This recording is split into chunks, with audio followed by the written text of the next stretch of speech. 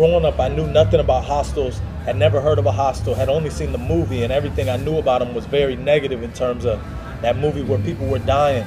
But I was going to South Africa to work for the University of Texas, and one of my colleagues, who was also a grad student, and one of my homeboys, he was going to work too. And we went 3 weeks early to travel all around South Africa. And he's backpacked before. He backpacked in Southeast Asia.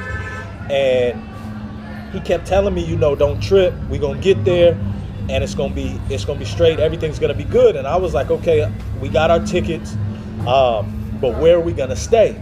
And he's like, man, don't trip. Everything is good. We'll figure it out when we get there. And I'm like, yo, listen, man, I'm not good, because where are we going to stay? We go into a whole nother country. If I was traveling to another state, I would want to know where I was going to stay before I left. That's the one thing I want to know. And he was like, I can tell you're stressing about this, but if you want, you can find a hotel or a hostel and then give me the information or contact them and stay. And I looked and I was like, man, Johannesburg is big. I don't know where to stay. So I was stressing. And once we got there, we just found a hostel. We checked in, we got a room.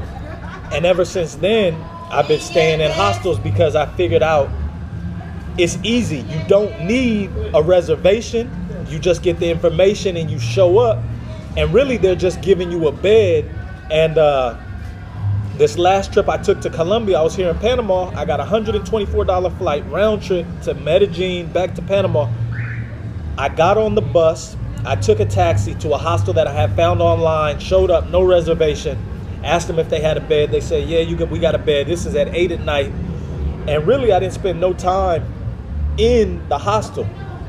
I just slept and showered there and hit the city every day. And I paid $7 a night.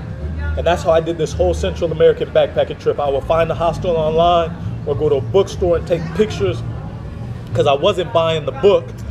I take pictures of the different list of hostels, because the Backpackers Travel Guide or Lonely Planet Shoestring on a Budget book is like $100 or $60. I wasn't paying for that. So I take the pictures for every city that I was going to visit.